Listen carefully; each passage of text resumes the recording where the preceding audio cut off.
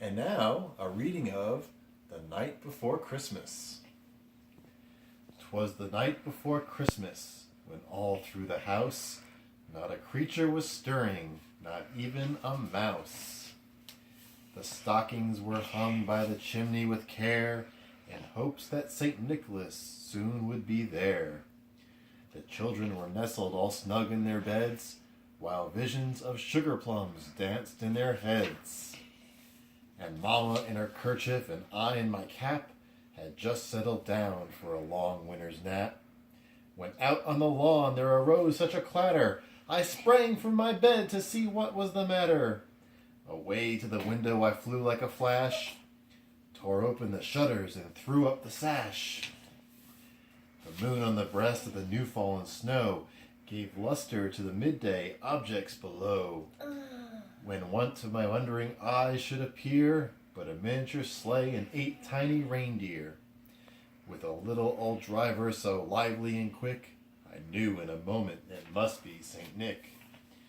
More rapid than eagles as coursers they came, and he whistled and he shouted and called them by name.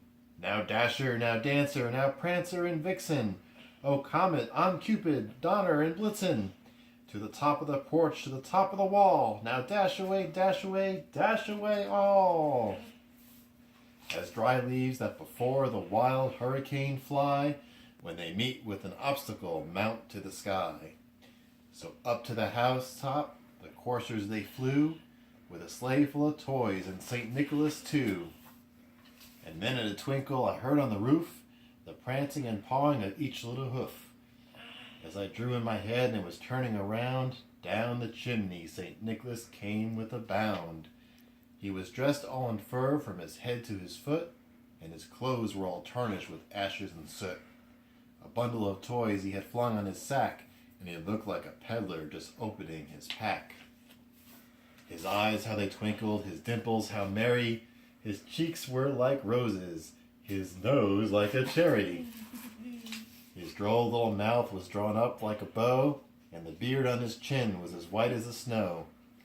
The stump of a pipe he held tight in his teeth, and the smoke it encircled his head like a wreath. He had a broad face and a little round belly that shook when he laughed like a bowl full of jelly. He was chubby and plump, a right jolly old elf, and I laughed when I saw him in spite of myself. A wink of his eye and a twist of his head soon gave me to know I had nothing to dread. He spoke not a word, but went straight to his work, and filled all the stockings, then turned with a jerk. And laying his finger aside of his nose, and giving a red nod, up the chimney he rose. He sprang to his sleigh, to his team gave a whistle, and away they all flew like a down on a thistle. But I heard him exclaim, as he drove out of sight, Merry Christmas to all, and to all a good night.